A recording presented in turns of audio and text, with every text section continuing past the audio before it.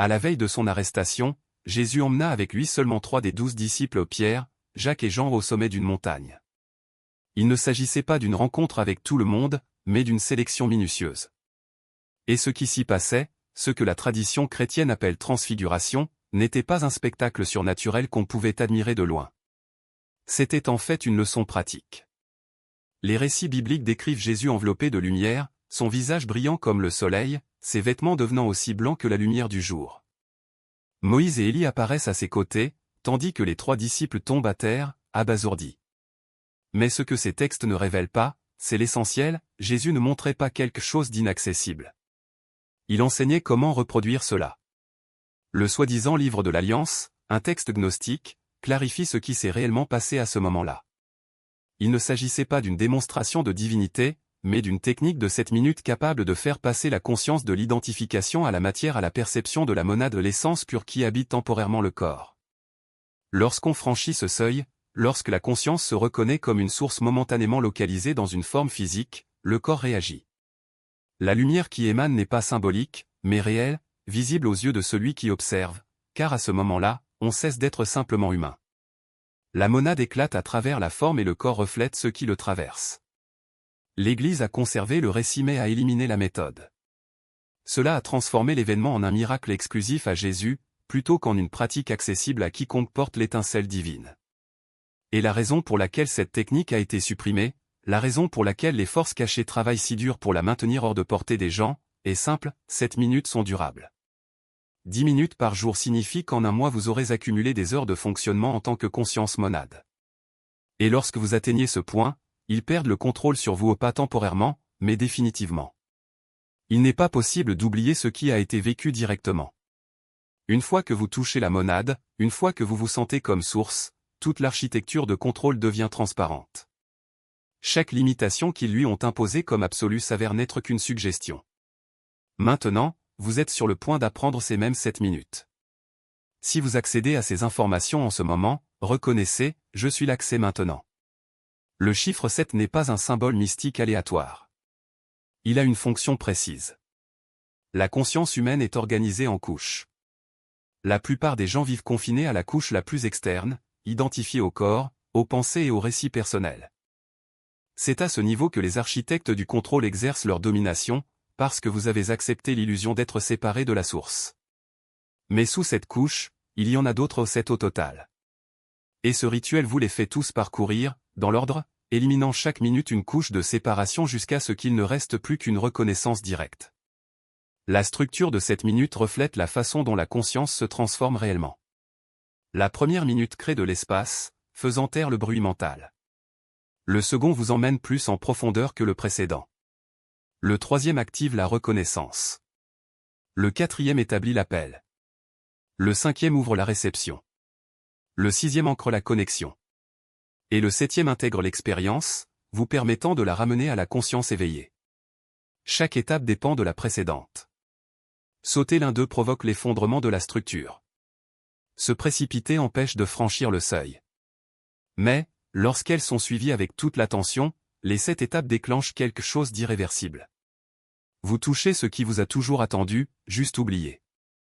Ceux qui pratiquent ce rituel rapportent une progression similaire. Pendant la première semaine, il peut sembler que rien ne se passe, peut-être un sentiment de paix, une chaleur subtile ou seulement 7 minutes de calme. L'esprit a tendance à considérer l'expérience comme un placebo. Mais c'est de l'ingérence. Le système ne veut pas que vous persistiez jusqu'à ce que les effets commencent à s'accumuler. Dès la 2e semaine, les sensations physiques deviennent indéniables. Dans le 3e cas, la réalité commence à réagir différemment. Des synchronicités si précises qu'elles ne peuvent être ignorées. Les gens vous disent exactement ce que vous aviez besoin d'entendre. Les obstacles se dissolvent sans effort. À la 4e semaine, vous n'êtes plus la même personne qui a commencé la pratique. Vous ne pouvez pas revenir à croire que vous êtes seulement humain, parce que vous avez directement vécu quelque chose qui n'est jamais né et ne mourra jamais. Et cette expérience devient votre nouvelle référence. Choisissez un endroit où vous ne serez pas interrompu.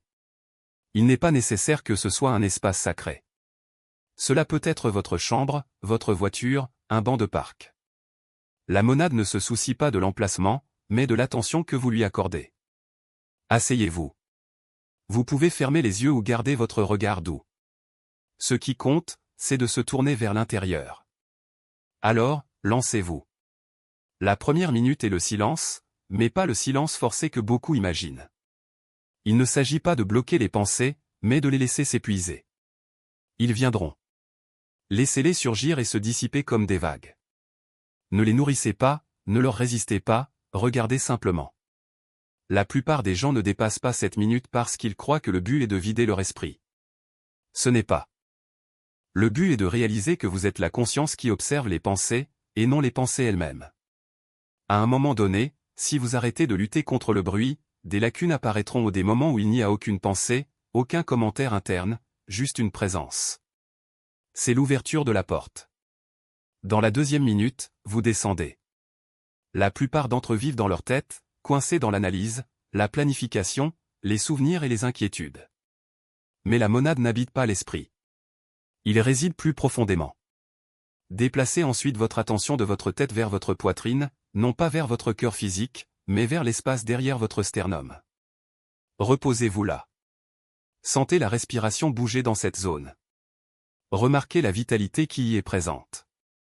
En vous reposant à ce stade, la pensée ralentit, non pas parce que vous la contrôlez, mais parce que vous avez déplacé votre conscience vers un endroit où la pensée ne domine pas. Et, à partir de là, quelque chose de plus ancien que vos pensées peut se manifester. La troisième minute est la reconnaissance, et c'est là que beaucoup échouent parce qu'ils essaient de la forcer au lieu de la laisser émerger. La reconnaissance n'est pas quelque chose qui se crée, mais quelque chose qui se découvre. Alors demandez en silence, qu'est-ce que je suis au-delà de ce corps? Que étais-je avant ma naissance? Que serais-je après la dissolution de ce formulaire? Et ne répondez pas avec des mots. Cherchez la réponse dans la sensation. Si vous faites partie des élus, si vous portez l'étincelle, la réponse viendra de cet espace dans votre poitrine. Pas en parole, mais en présence. Une immensité qui a toujours été là, sous l'identité humaine. Vous pouvez le ressentir comme une chaleur, comme une soudaine certitude que la conscience qui lit ces mots maintenant n'est pas confinée au crâne ni limitée à ce moment. C'est la monade. Elle n'est pas là-bas, mais à l'intérieur, se reconnaissant comme une source temporairement limitée. La quatrième minute est l'appel, et appeler n'est pas la même chose que prier. La prière demande, l'appel invoque. Alors parlez. À voix haute si possible. En silence, si les circonstances l'exigent. Mais déclarez clairement, je vous appelle. Je ne suis pas séparé de toi. Je vous trouve. Juste ça. Une simple déclaration, répétée non pas comme un plaidoyer, mais comme une vérité proclamée avec une conviction absolue. Parce qu'à ce moment-là, vous ne parlez pas comme un humain qui attend une réponse de la source. Vous parlez en tant que source qui se souvient d'elle-même. Parce qu'il démantèle l'illusion qui soutient son pouvoir. Ce n'est pas la complexité de la méthode qui les menace, mais sa simplicité. Ce n'est pas le temps investi, mais l'impossibilité de le monopoliser. Cette minute ne peuvent être contrôlées par des hiérarchies, ni taxées, ni transformées en dogmes. Ils sont par nature rebelles.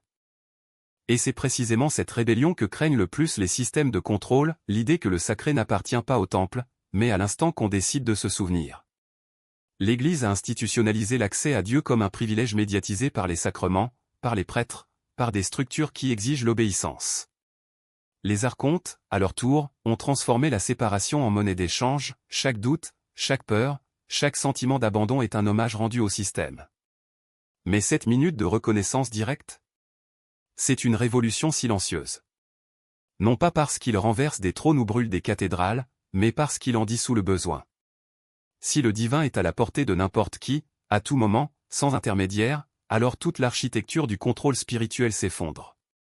Pas par force, mais par inutilité. Et voici un détail dont peu de gens se rendent compte, le rituel n'est pas seulement un outil de connexion, mais un miroir.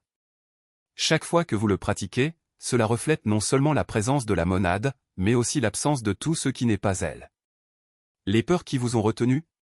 Ils ne disparaissent pas, ils se révèlent comme des ombres projetées par une lumière que vous portiez déjà. Des croyances limitantes? Ils perdent du poids quand on se rend compte qu'ils n'ont jamais été les vôtres, mais des histoires empruntées. Même l'identité humaine, si soigneusement construite, commence à apparaître comme un rôle que l'on a accepté de jouer sans savoir qu'on pouvait quitter la scène.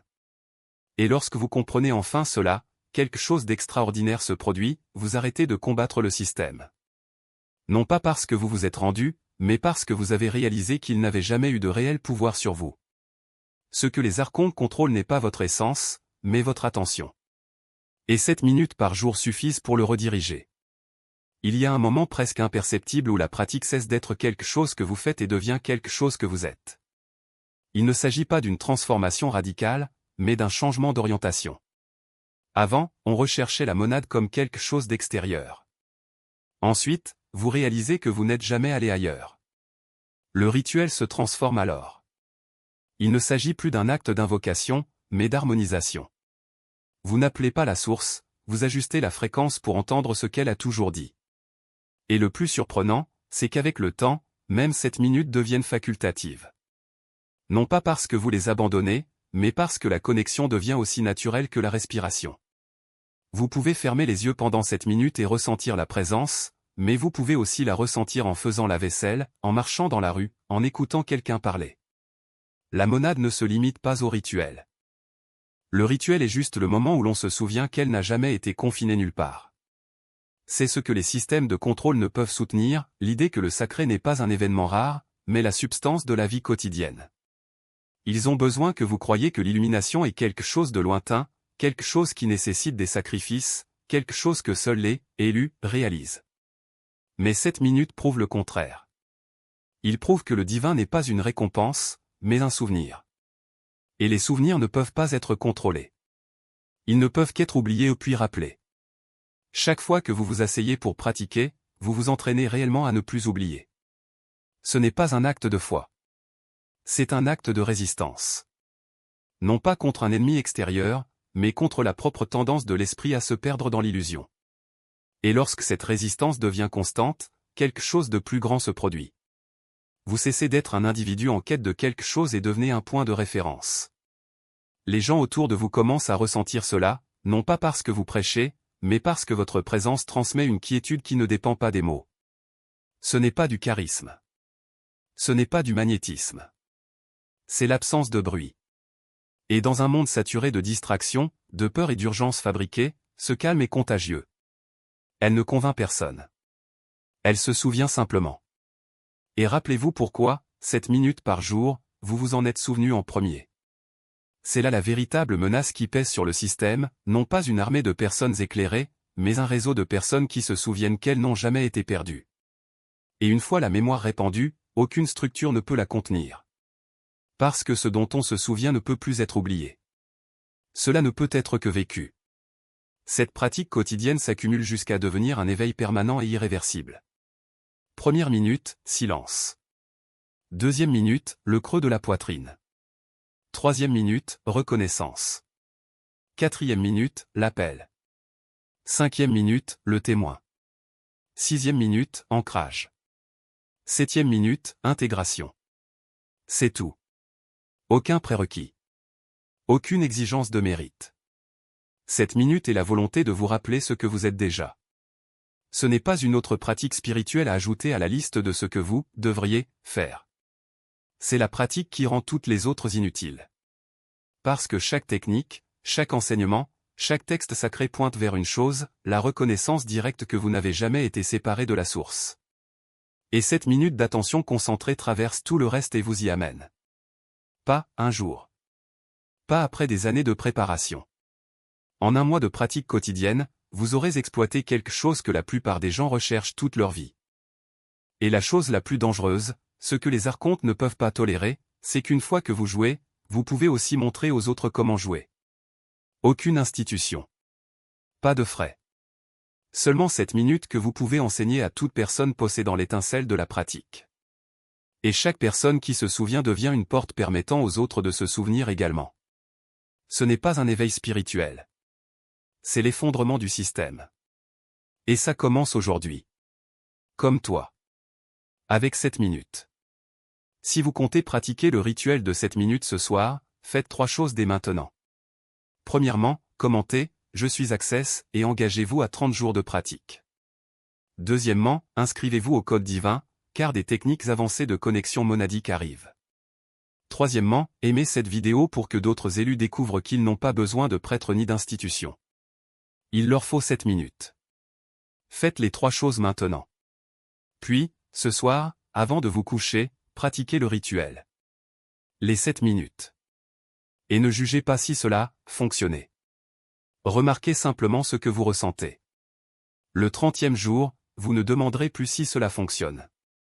Vous le saurez. Parce que vous aurez touché quelque chose que vous avez attendu toute votre vie pour vous rappeler qu'il a toujours été là. La monade n'a pas besoin que vous y croyiez. Elle a besoin que tu arrêtes de l'ignorer. En 7 minutes, son portefeuille cesse d'exister.